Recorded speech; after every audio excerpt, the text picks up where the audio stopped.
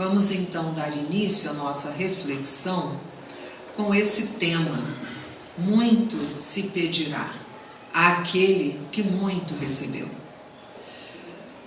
Lucas, apóstolo Lucas, ele registrou palavras de Jesus dizendo que o servo que souber da vontade do seu amo e que entretanto não estiver pronto e não fizer o que dele queira o amo, será rudemente castigado. Mas aquele que não tenha sabido da sua vontade e fizer coisas dignas de castigo, menos punido será.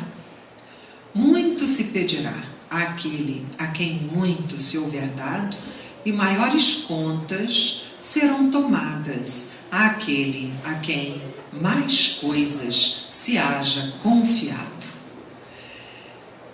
Esse registro de Lucas fala muito particularmente a todos nós, principalmente nós espíritas. Por quê?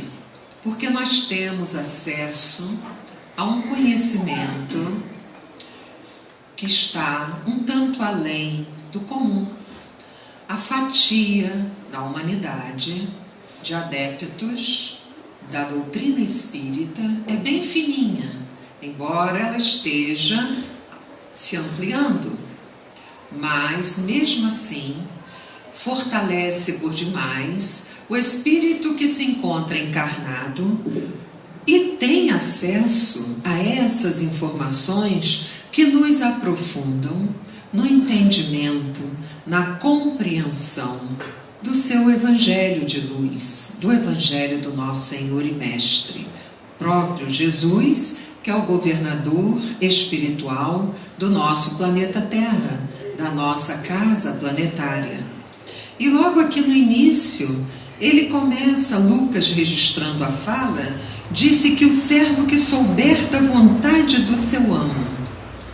Quando o nosso irmão Robson leu a página, e quem prestou atenção, quem conseguiu registrar, captar a mensagem, percebeu que está intimamente ligada ao tema que nós aqui estamos buscando desdobrar dentro do nosso entendimento, do nosso alcance.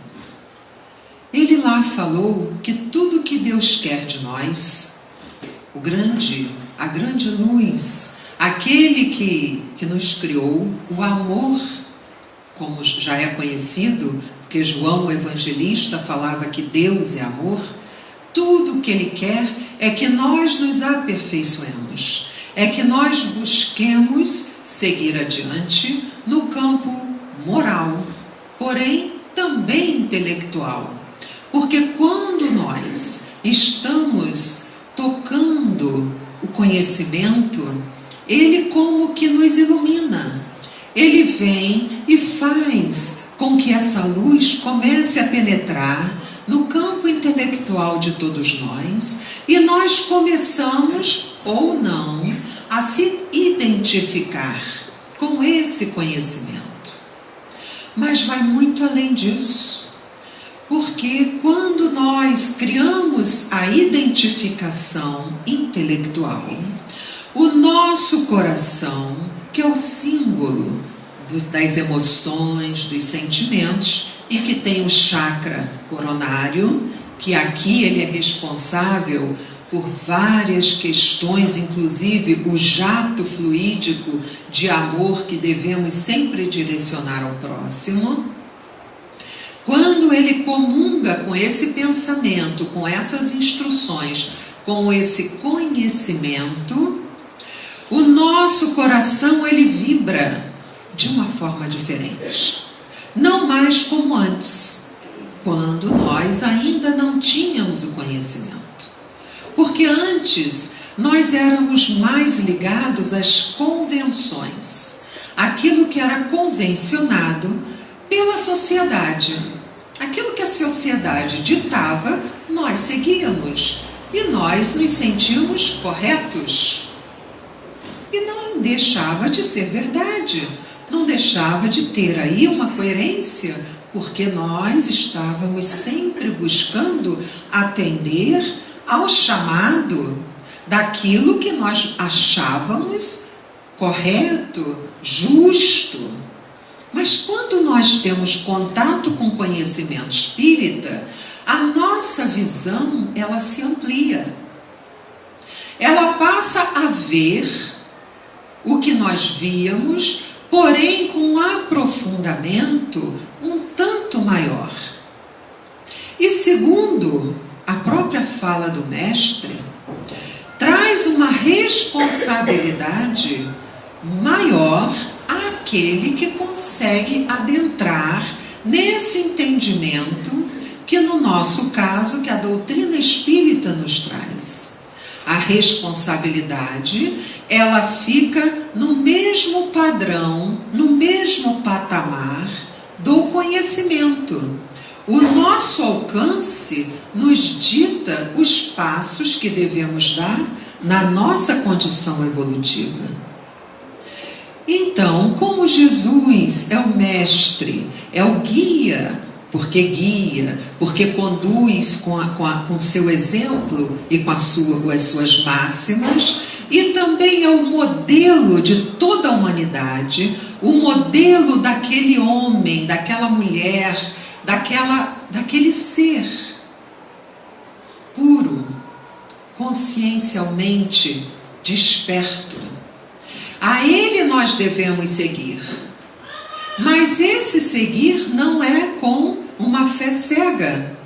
Ao contrário, o seguir a Jesus, depois que a doutrina espírita veio para a nossa sociedade a partir de 1857, pela codificação do Livro dos Espíritos, nós começamos a ter acesso a raciocínios que brilham em nossa mente e faz com que nós nos vejamos de forma diferente.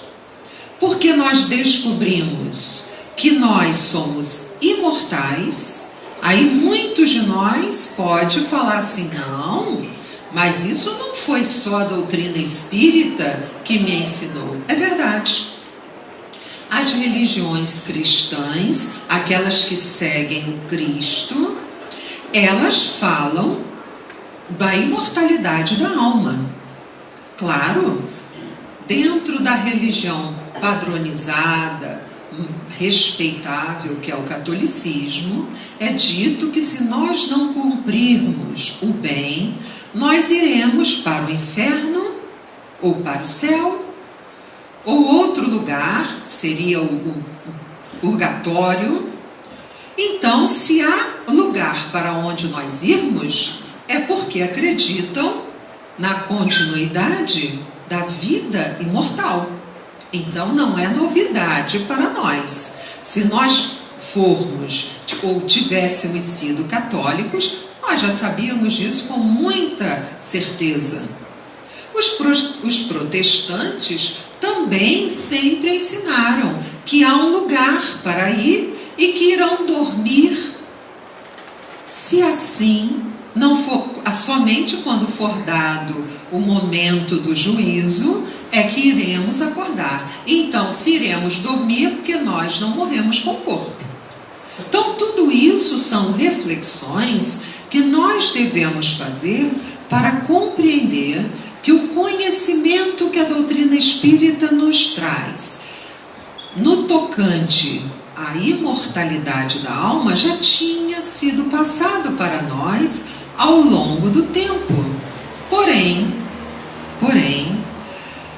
há questões que são muito importantes que envolvem tudo isso, que é dizer que nós continuaremos avançando, nós continuaremos amadurecendo e também iremos nos responsabilizar por isso, mesmo estando do outro lado da vida, como muitos preferem falar, no plano espiritual, como nós costumamos dizer.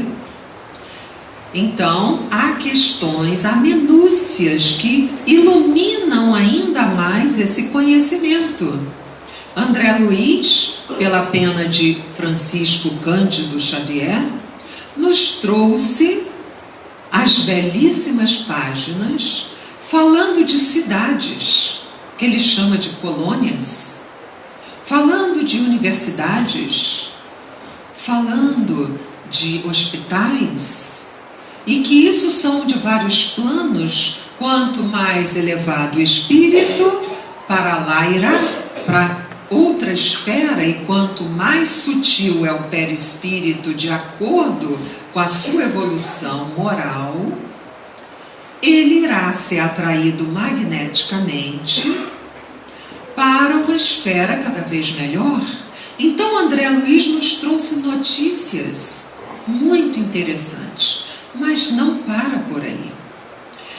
Confirma que Deus existe, pois Ele tem as suas leis. No final do Livro dos Espíritos, quando nós lá começamos a ler, fala das leis morais, que são nada mais, nada menos que a divisão de uma lei apenas, da lei de amor, da lei de caridade e justiça. E então Kardec, na sua forma didática, dividiu essas leis para que nós possamos, através do estudo, do conhecimento, compreendê-la com maior condição de praticá-las. Assim como todo aprendiz deve fazer.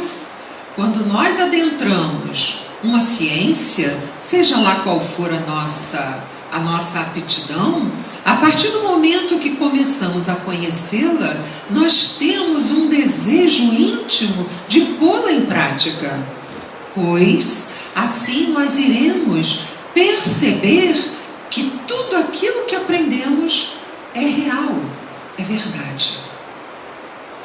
E logo vem a lei da pluralidade das existências, que é a reencarnação.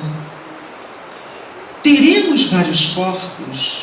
Há milênios estamos caminhando neste orbe e, quiçá, em outros orbes. Talvez a nossa condição evolutiva tenha sido construída inicialmente em outros orbes planetários. E nós não temos a lembrança, porque se assim tivéssemos, nós hoje estaríamos com muitas dificuldades de caminhar, pois iríamos lembrar dos embaraços que criamos à lei do progresso. Então a reencarnação é a grande caridade que Deus tem para conosco, porque justamente é através dessa ida e vinda é que nós vamos amadurecendo, é que nós vamos semeando e colhendo. Os frutos serão amargos ou doces, de acordo com o plantio. E o que o Pai quer de nós? O que o amo, como aqui disse, quer do seu servo? Vamos então continuar. Mas mesmo assim, com todo o estudo, com todo o conhecimento que a doutrina espírita nos oferece, alguns de nós têm dúvidas. Será? Será que de fato podemos nos comunicar com os ditos mortos? Com aqueles que nós achamos que não mais existem, pois eu não consigo vê-los?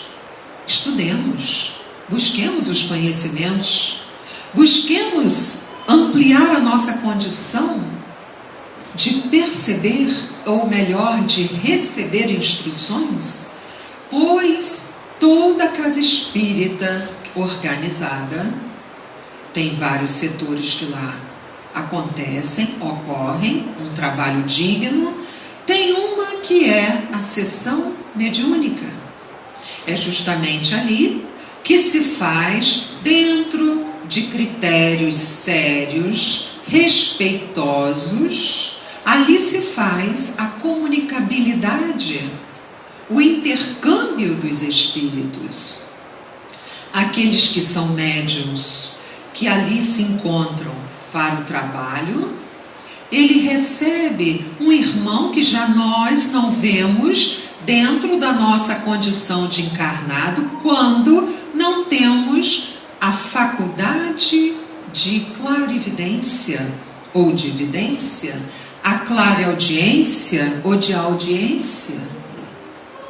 Quando nós não temos essas e outras faculdades, nós afirmamos: não, eu não vejo.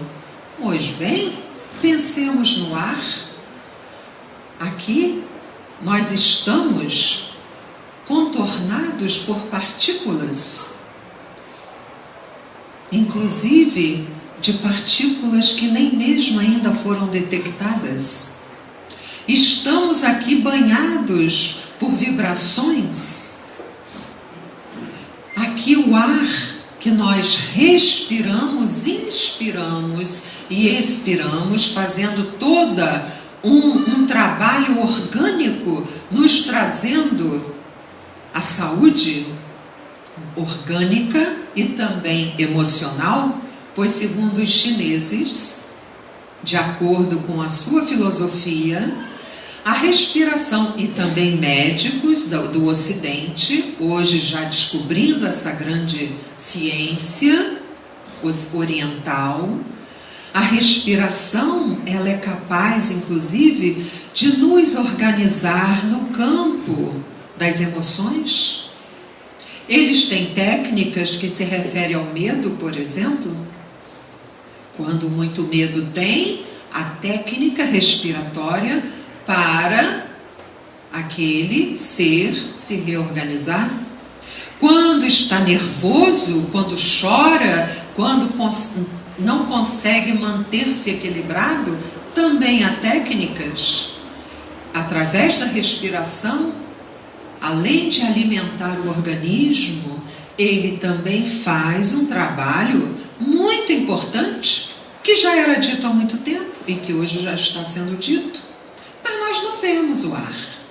Nós não vemos. Mas nós vemos o vento. Sim, o vento em movimento. Nós conseguimos ver um furacão e por aí vai. Nós conseguimos vê-lo. Os espíritos, que aqui está cheio, espíritos desencarnados, que são nossos irmãos. E muitos deles nossos familiares. Muitos deles nossos amigos. Estão aqui. Mas nós não vemos. Mas eles existem. Eles vivem. Na verdade, como Divaldo Franco fala, não existe vida após a morte. Existe vida após a vida. E eles podem se comunicar, como antes já estava sendo dito, sim, através dos sensitivos, dos médiuns, que colocam em prática as suas sensibilidades, as suas faculdades mediúnicas e passam inúmeras mensagens, não só através da psicofonia, da fala, como também através da psicografia, da pictografia, que é a arte de desenho, e por aí vai. Músicas, letras. Quantos dos nossos artistas consagrados do Brasil e fora do nosso país revelam que acordam com a letra pronta e com a melodia pronta, e muitas das vezes acordam com a letra e conforme vão escrevendo, vão lembrando, e vão também ali construindo a melodia, mas eles falam: não é de mim, isso não é só meu. Esses irmãos, na maioria das vezes, não são espíritas, mas eles são sinceros e revelam isso para todos nós. Basta que nós procuremos, hoje pela internet, que bem usada é uma fonte de informações, quando se sabe ser selecionada, nós então conseguimos perceber que muitos artistas nossos e fora do nosso país, como já foi dito, eles tiveram inúmeras obras que hoje nós ouvimos, gostamos, nos faz bem, mas foram também mediúnicas.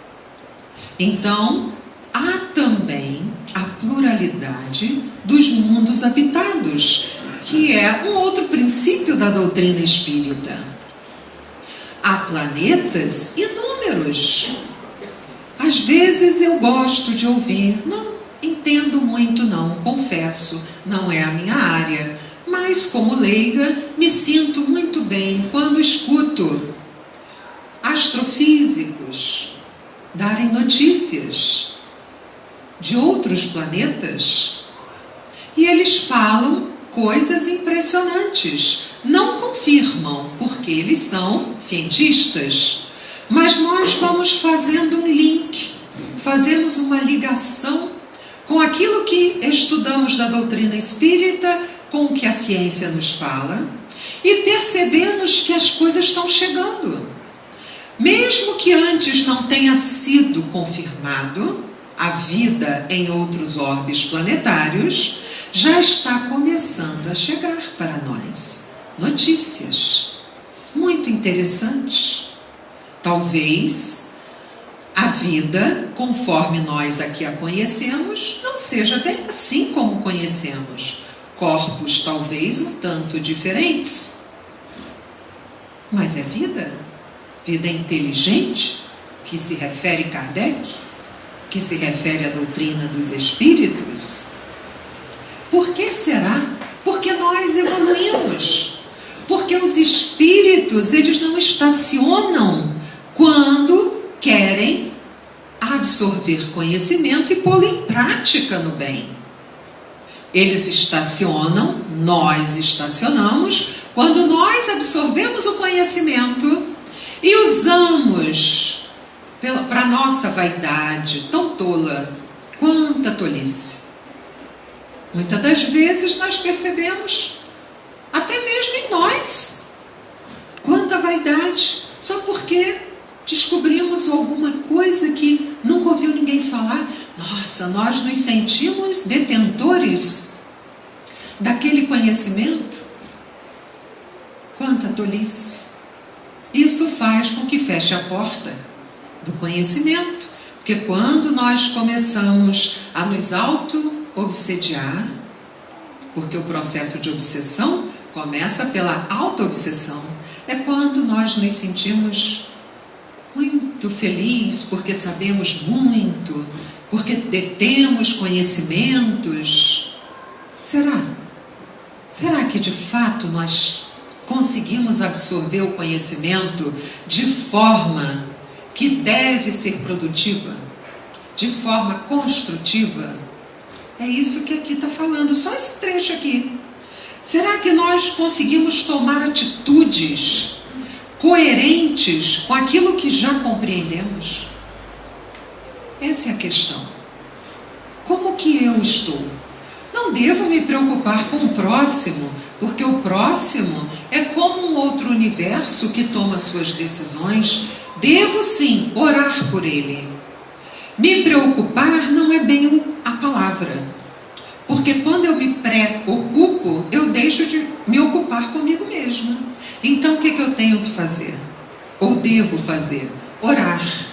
Se eu percebo que o irmão ou uma irmã está equivocado ou equivocada, ao invés de eu sentir raiva, e muitos até vibram negativamente para que cada vez mais esse irmão ou irmã se torne cada vez mais infeliz, embaraçado naquela questão, eu devo pensar, o que Jesus nos ensina a fazer?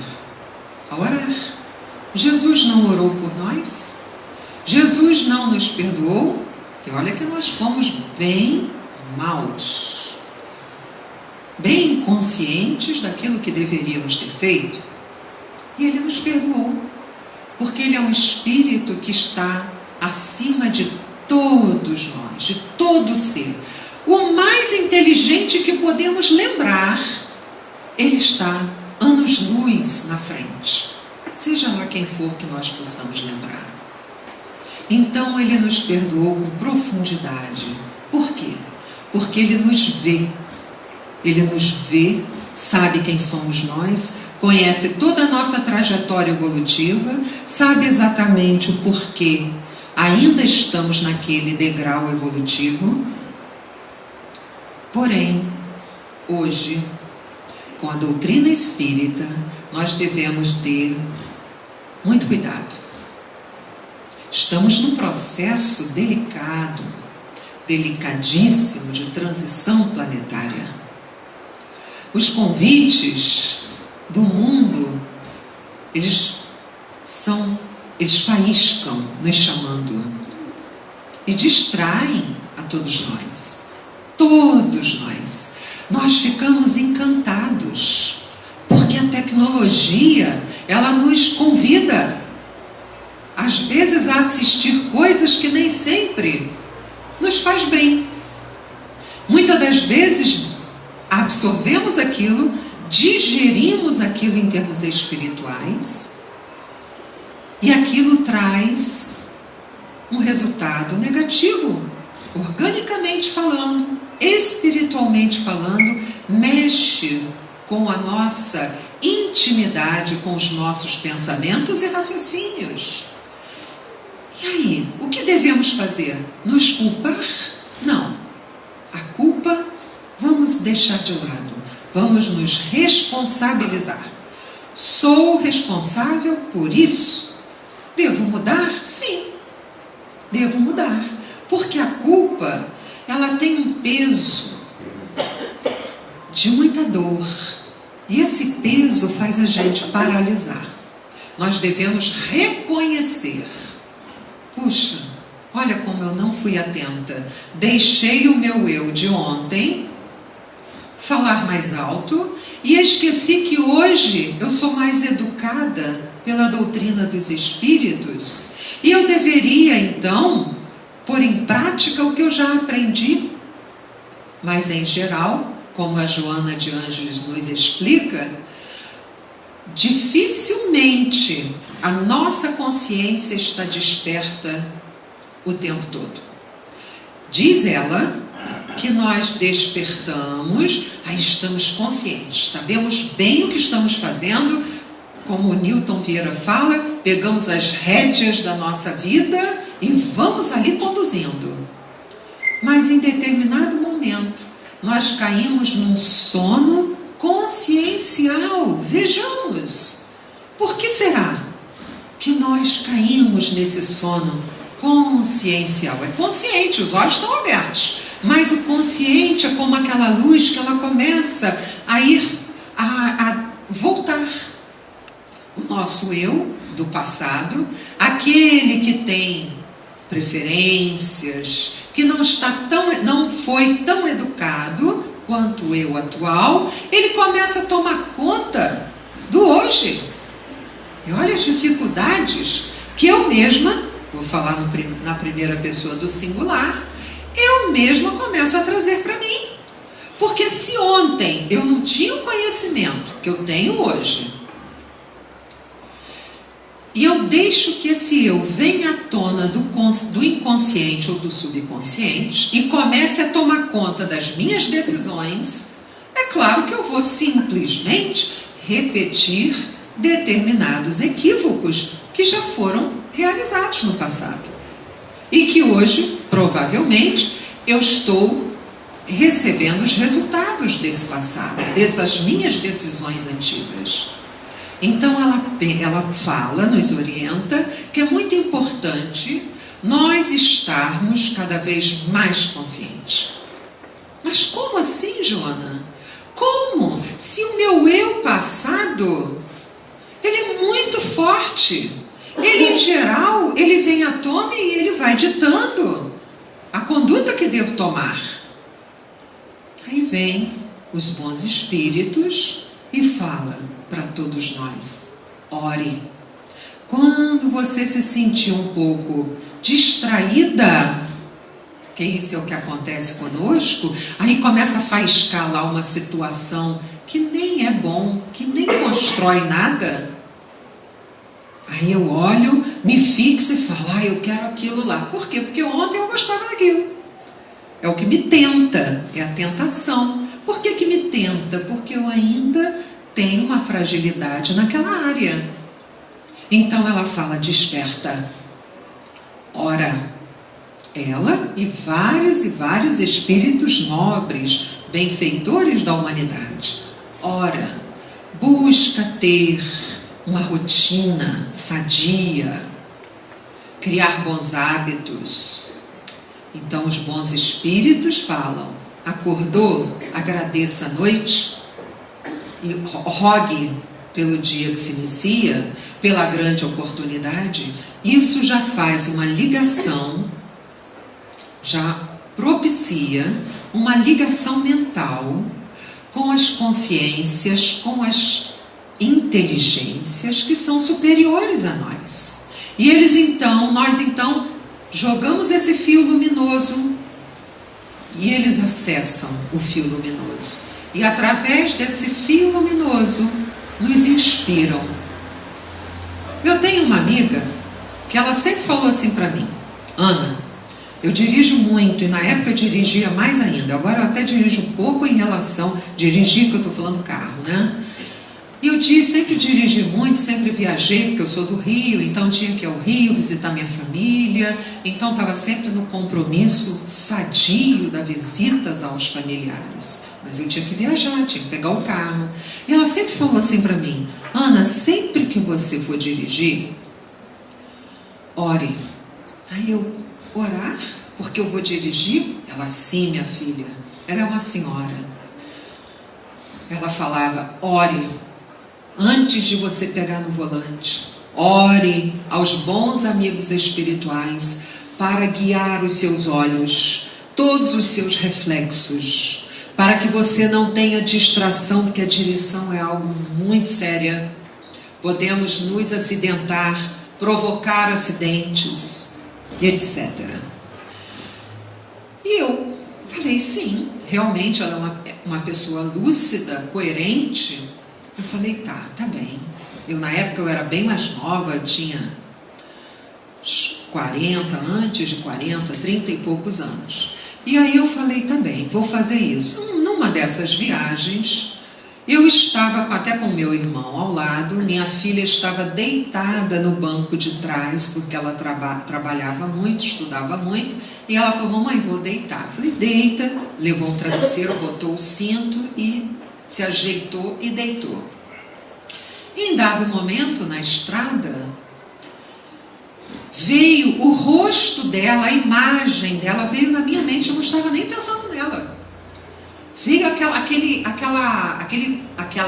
figura plasmada, veio assim, eu falei, nossa. Aí quando eu lembrei dela, na minha mente, que eu vi exatamente o rosto dela, eu pensei assim, Senhor, ajude-nos nessa viagem, ajude a todos que estão viajando, a todos os motoristas, que os bons espíritos não permitam que nenhum mal, nenhum acidente aconteça. Caso venha acontecer, que os bons espíritos possam nos auxiliar. E ali eu fui me ligando à esfera superior, porque são esferas superiores. Por isso que é bom a gente estudar, para a gente já ir visualizando essa beleza que a doutrina espírita nos ensina. Então eu orei.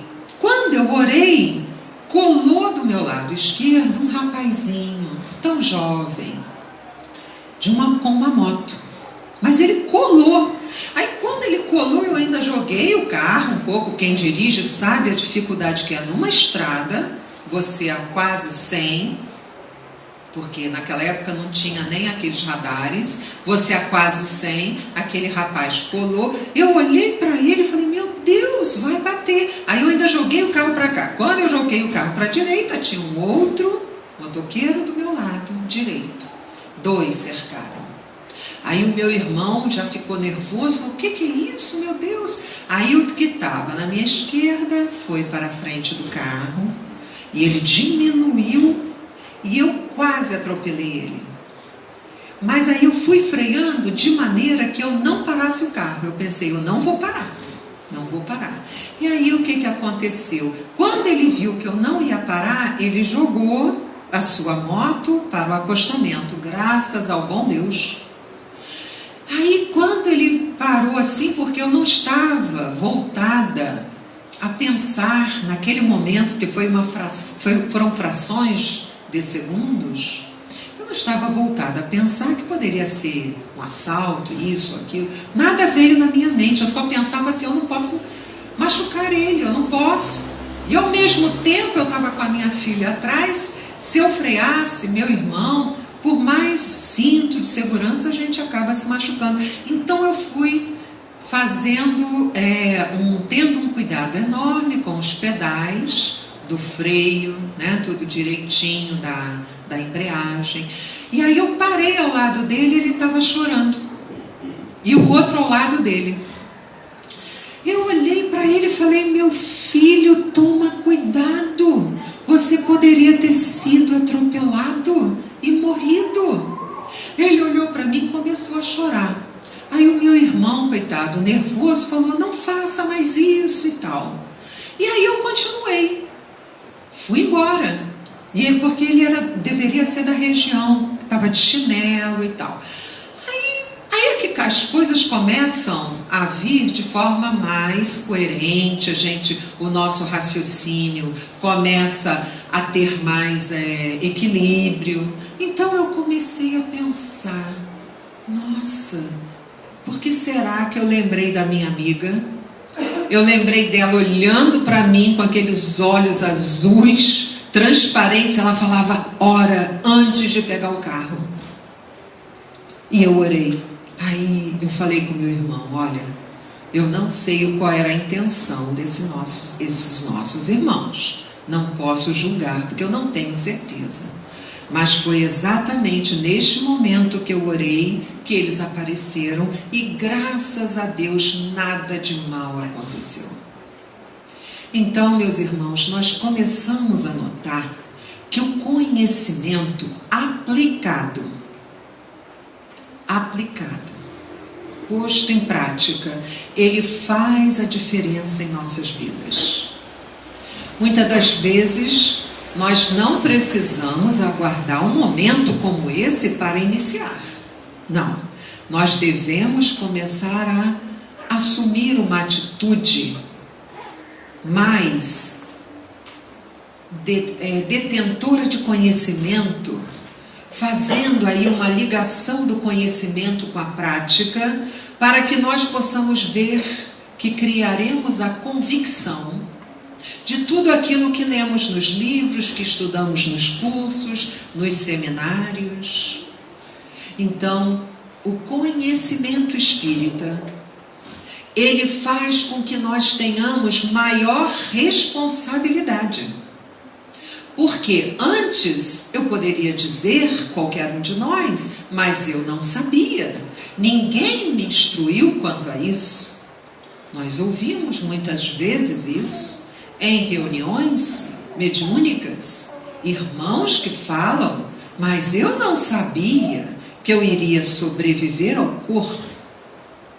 Então, conforme aqui está sendo dito, menos punido será aqueles que não sabiam da vontade de Deus, no caso aqui do amo, né? Porque Jesus colocava a sua fala sempre usando os elementos da sociedade para que aqueles que o estavam ouvindo compreendessem. Então, tudo isso que nós estamos aqui falando é fato. Nós precisamos buscar o conhecimento,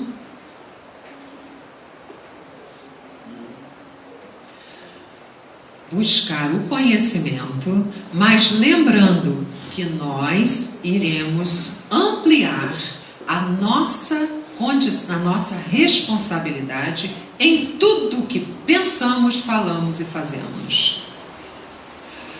Assim, meus irmãos, continua aqui dizendo, vim a este mundo, esse é Jesus já falando, vim a este mundo para exercer o juízo, ou seja, para fazer justiça, a fim de que os que não veem, vejam, e os que veem se tornem cegos. Olha, a gente pode falar que há aqui uma contradição. Como assim? Aqueles que veem fiquem cegos e aqueles que não veem comecem a ver? Muitas das vezes, meus irmãos, ocorre com todos nós isso, talvez não nessa encarnação, mas em outras transatas, que conforme nós vamos adquirindo conhecimentos, nós nos perdemos na nossa, como já foi dito aqui, na nossa vaidade. Nós já começamos a achar que a nossa visão se ampliou e que já estamos vendo tudo. E aí, sabe o que acontece? Nós ficamos cegos. Muitas das vezes não percebemos que estamos agindo com ironias, estamos agindo sem caridade para com o próximo. Momentos ocorrem e nós não colhemos aquela oportunidade de amadurecimento espiritual, porque o amadurecimento espiritual é uma estatura do espírito. Às vezes é uma criança, mas a estatura espiritual dele não tem nada a ver com o seu organismo físico. Muitas das vezes nós ouvimos de crianças, daquele espírito que por hora está naquele corpo pequeno, porque é necessário, revoltou a carne, falas muito amadurecidas. E nós então ficamos assim, meu Deus, que espírito é esse? Quantas vezes amigas que já são avós, mães, ficamos conversando e falamos assim, sabe o que o meu neto falou? Sabe o que a minha filha ou meu filho falou? Aí conta. Aí ficamos assim, tentando reflexionar acerca da grandeza daquela fala. De onde retirou aquilo? Em que momento ele aprendeu e apreendeu aquele ensinamento? Não deu tempo nessa existência. Muitas das vezes são crianças de 3 anos. Então nós vamos observando, percebendo os fatos. E contra fatos não há argumentos. Isso é uma fala muito conhecida. Eu posso dizer assim, olha, eu acho, tudo bem, ainda está naquela condição de achar. Podemos falar coisas que não são fidedignas. Mas quando você lê e percebe que aquilo é real, você não mais acha, você sabe. Por isso que quando perguntam ao espírita, você acredita em reencarnação? Em geral, nós falamos, não, eu não acredito. Eu sei da realidade da reencarnação. Porque quando você acredita, é uma crença. E crença é algo que pode ser mutável.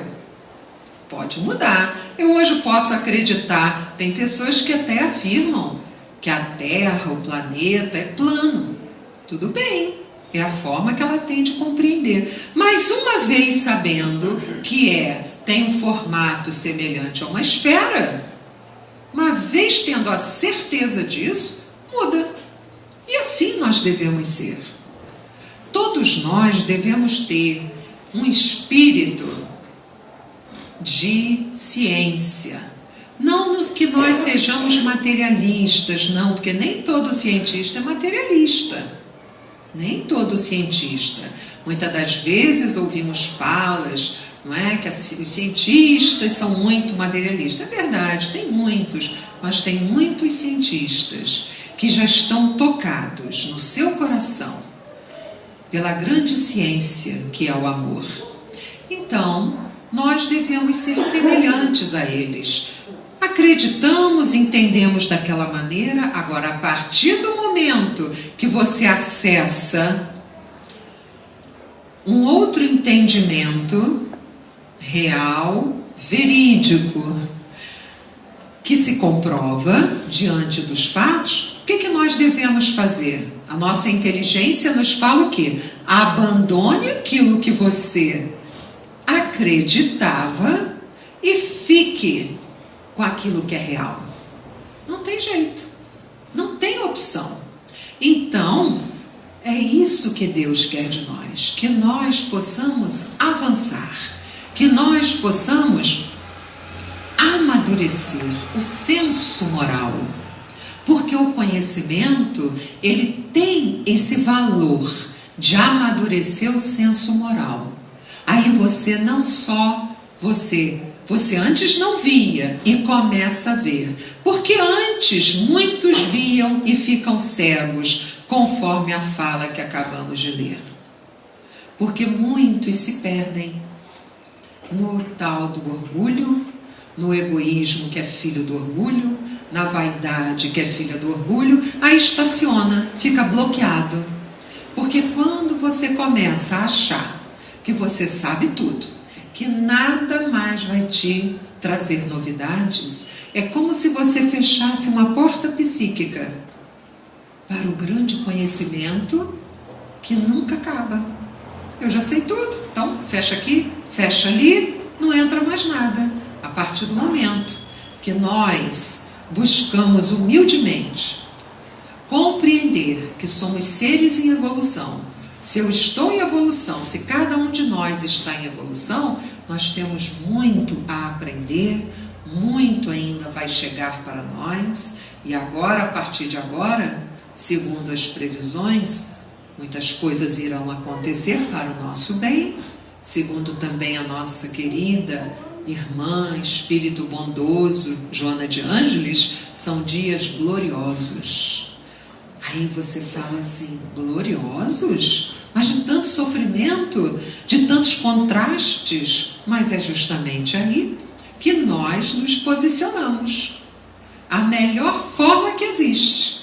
Porque é aí que nós nos revemos, fazemos uma releitura de quem realmente nós somos, de que lado nós queremos estar, não que tenha lado, isso é uma forma figurada, mas apenas para nós nos identificarmos com aquilo que é real, que é um fato.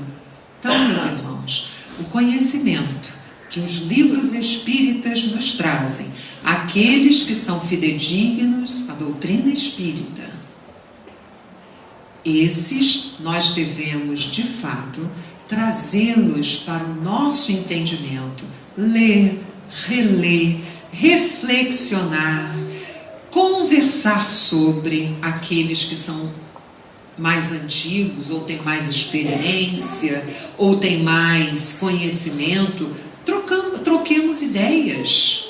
É tão bom. E a Casa Espírita, no caso a nossa aqui, creio que todas, se não todas, a grande maioria, oferecem cursos de amplitude do conhecimento.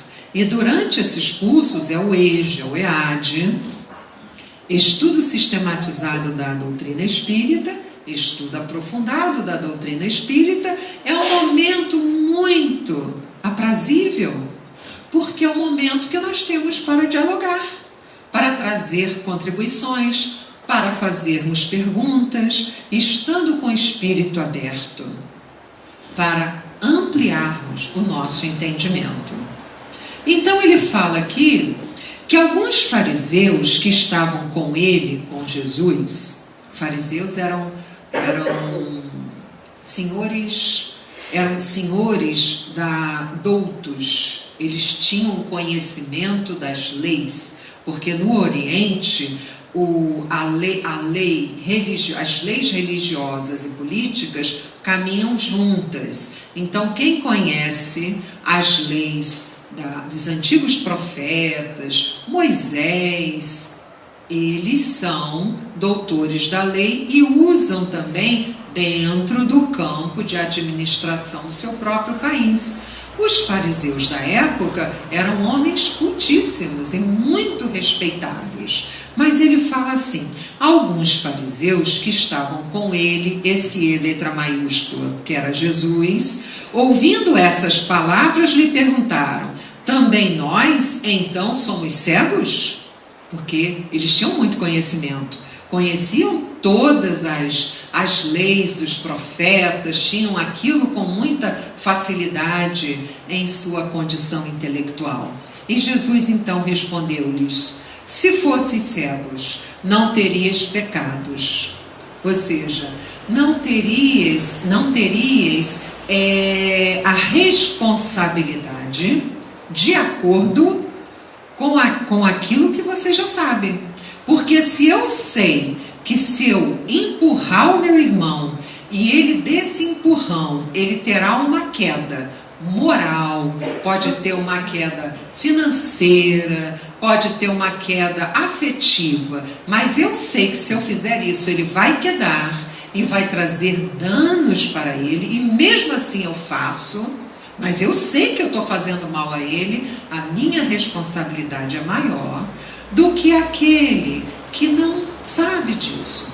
Ele age por impulso, ele ainda está num outro patamar, mas ele fala aqui: dizeis que vedes, e é por isso que em vós permanece o vosso pecado.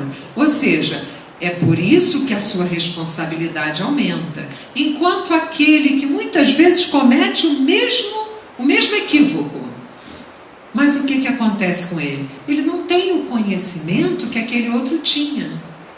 Então, a lei de Deus, ela é soberana, mas ela é misericordiosa.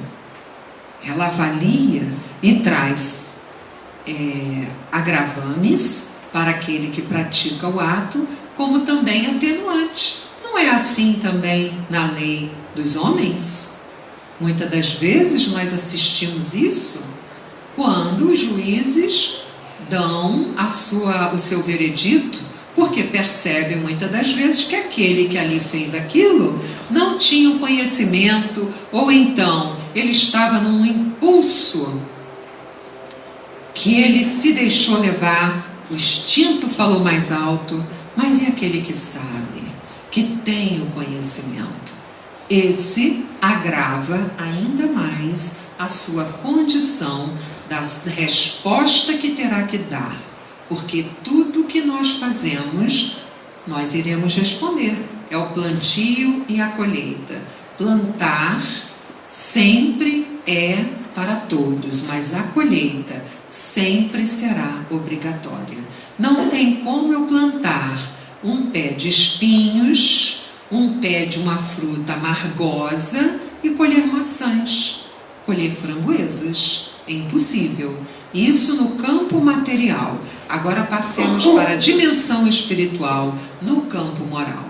Então, esse é o nosso recado, que nós possamos, adquirindo conhecimento, busquemos fazer reflexões aprofundadas, busquemos aplicar aquilo que já aprendemos, observar aquele que nós admiramos pela sua conduta moral e vejamos que ele também nos dá o exemplo. Temos muitos irmãos, muitos até nem conhecidos são, muitos são anônimos, mas nós sabemos quem são. Então nós devemos sempre buscar fazer o melhor de nós. Ontem mesmo eu li uma frase de Francisco Cândido Xavier falando que a doutrina espírita nunca exigiu a perfeição moral, nunca exigiu que você seja o melhor de todos, mas que você seja melhor hoje do que foi ontem. Então é isso, é com a gente mesmo. Essa luta, essa busca é individual. É claro que fazemos parte de um coletivo. Então, se alguém se ilumina, essa iluminação vibratória, ela vai tocar outros corações. Nós vamos nos sentir sensibilizados quando temos afinidades com aquela atitude, com aquela conduta. Senão nós nem damos, muitos ainda debocham, muitos ainda zombam. Mas aquele que está mais sensível, ele olha e se sente identificado, feliz e se sente motivado a fazer o bem. Então, meus irmãos, que a paz de Jesus nos ilumine os nossos lares, as nossas mentes e corações, para que essas energias possam sempre comungar com o bem que Jesus nos ensinou. Muita paz a todos.